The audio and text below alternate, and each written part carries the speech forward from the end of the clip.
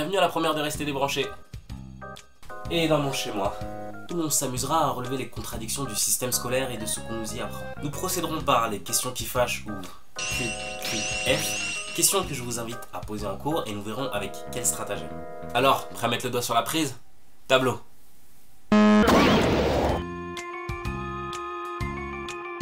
Et oui, nous allons mettre le doigt sur ce sujet-là car si l'histoire était une mode, ce thème-là serait indémodable.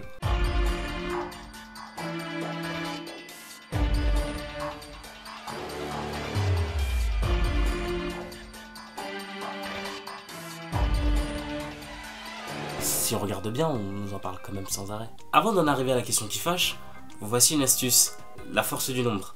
Donc le but pour vous est d'inviter 5 à 6 personnes à voir la vidéo et à désigner celui ou celle qui posera la question en cours, que les autres derrière soient prêts à rebondir. Le contexte ainsi posé, nous allons passer au plus croustillant, la QQF. Monsieur, la guerre ça a bien un coût? Oui, bien sûr. Ben, qui a financé Hitler pour pouvoir faire la guerre? Écoutez, premièrement, vous allez m'enlever ce foulard. On est dans une école laïque ici. La question posée ici est qui a financé Hitler et qui lui a permis de faire la guerre?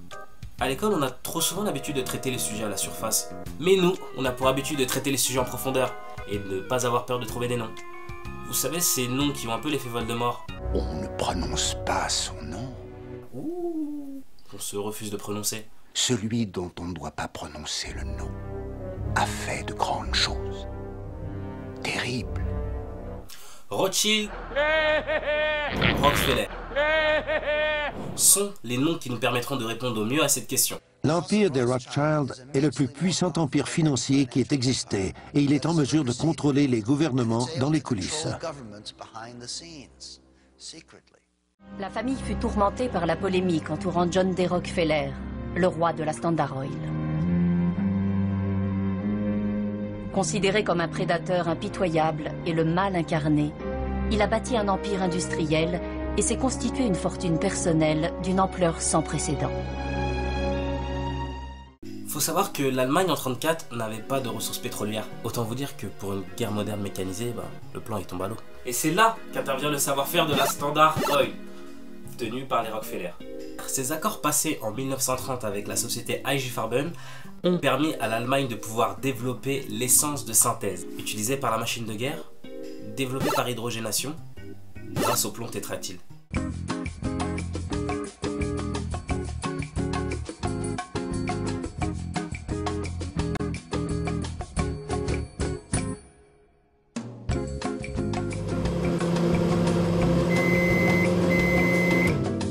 La Standard Oil n'a pas été la seule firme américaine à avoir affiché ses ambitions. Dès lors, on retrouvera American IG, qui a produit des matériaux de guerre, la firme Dupont, qui ont répondu à un besoin de plomb tétraéthyle. On a la firme ITT, qui produisait des avions, Focke-Wulf, General Electric. On a les sociétés Ford et General Motors, qui eux étaient les plus grands producteurs de charrettes de camions. Ford, lui, mouillé jusqu'au cou, médaillé pour service rendu. La Croix de l'Aigle, décoration nazie. La Banque Morgan, qui est à l'origine du plan de Zion, permis à l'Allemagne d'après-guerre de se reconstruire, et par conséquent aider ceux qui financeront par la suite Hitler. Et la propagande nazie alors? Ivy, fondateur des relations publiques, américain et employé des Rockefeller. C'est marrant que même les fonds de la propagande nazie ne trouvaient pas leurs origines en Allemagne. Pourquoi retrouve-t-on les intérêts américains en Allemagne nazie? Pour leur faire la guerre par la suite. Rothschild, à travers les notes de Bill Steele, George Wheeler, William Guy Carr, Frederick Morton, Edwin C. Knott, Richard Lewinson, John Gunther et les déclarations de Louis McFadden. Rockefeller, Morgan, qui ont eu un rôle essentiel lors de cette guerre, n'étaient que des agents employés de Rothschild. Donc du coup, on arrive à la triste conclusion que Rothschild a contribué aussi à sa façon à l'ascension d'Hitler. Rothschild a deux particularités. La première particularité est que toutes les personnes qui touchent de près ou de loin à cette guerre, de Morgan à Rockefeller, ont tous des liens avec Rothschild.